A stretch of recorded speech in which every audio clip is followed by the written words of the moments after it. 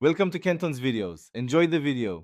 In this video, I will explain how to buy XDC on Crypto.com.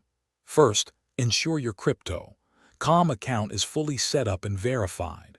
You'll need to fund it with either fiat currency, like US dollars, or by transferring existing cryptocurrency. Make sure you have the Crypto.com mobile app downloaded and ready on your device, as this is where the purchase will happen. Once logged into the app, tap the Trade button, usually found at the bottom. In the search bar at the top, type XDC to locate the XinFin digital contract token. From the search results, select XDC and then choose the Buy option to begin your purchase. This will take you to the next step. Now, enter the specific amount of XDC you want to purchase, or the equivalent amount in your chosen fiat currency. Carefully review all the order details, including the current price and any applicable fees.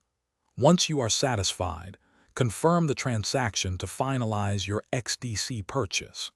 Your new XDC tokens will then be added to your wallet. After your purchase, your XDC tokens will immediately appear in your Crypto.com wallet.